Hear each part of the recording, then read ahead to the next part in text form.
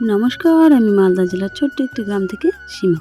আরেকটি নতুন ভিডিও নিয়ে চলে এসেছি। আশা করি আপনাদের সবার ভালো লাগবে। গতকাল তো বৃহস্পতিবার দিন গিয়েছে, আজ শুক্রবার। দেখতেই পাচ্ছেন সকালবেলায় উঠেছি, উঠে এই এগ বয়লারে 2টো ডিম সিদ্ধ বসিয়ে এখন অন্য কাজগুলো করব।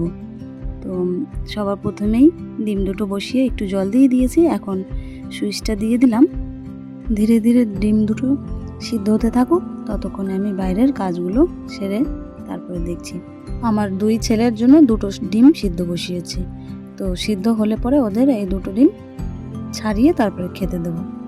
তারপরে খেয়ে দিয়ে আমার ছেলে বড়টা চলে যাবে প্রাইভেটে। আজকে স্কুল বন্ধ, ওদের মর্নিং স্কুল। তো সেই জন্য প্রাইভেট আন্টি ফোন করে বলেছে যে সকালবেলায় প্রাইভেটে যেতে।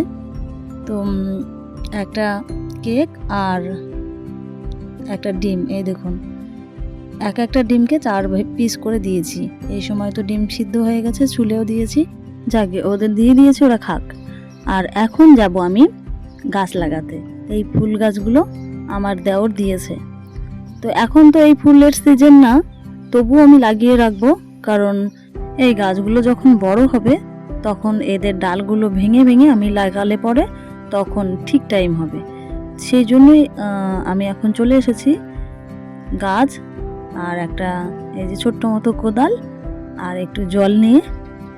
তো ওদের লাগিয়ে রাখবো। এখন বৃষ্টির সিজন, আশা করি লাগিয়ে রাখলেই হয়ে যাবে, সেই জন্যই এসেছি।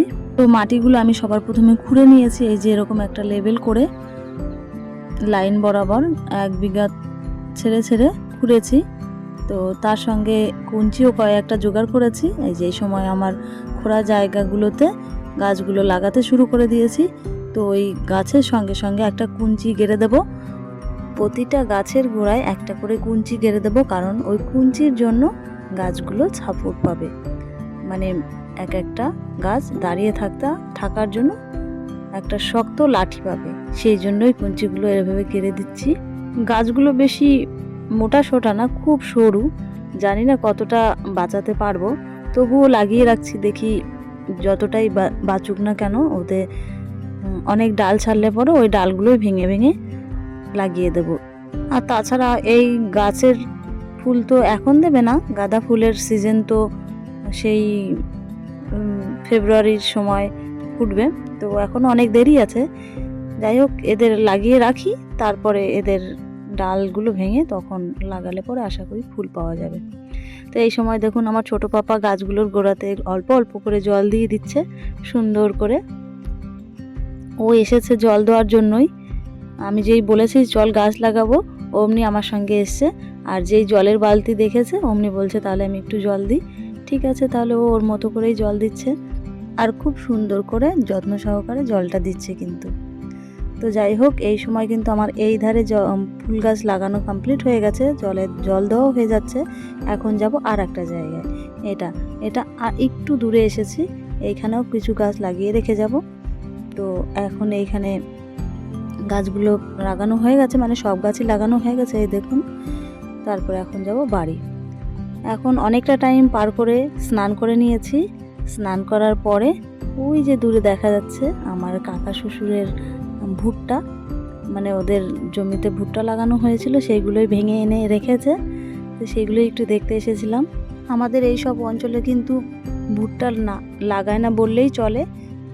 এবার কিন্তু অনেকেই ভুট্টো লাগিয়েছে, তো ভালোই বোধহয় হয়েছে, সেই জন্যই আরও লাগিয়েছে অনেকে। তো যাই হোক, এটা বিকেল টাইমে।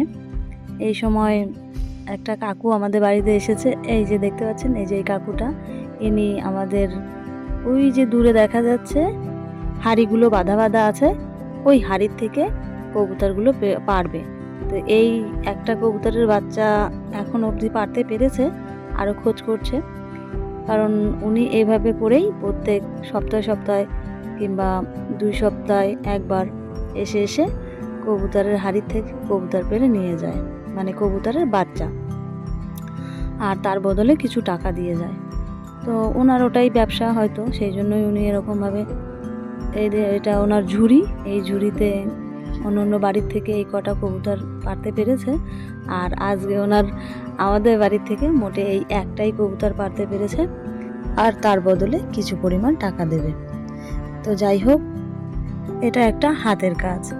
এই হাতের কাজটা আমার জায়ের মেয়ে বানিয়েছে, ওটি স্কুলে দেবে বলে।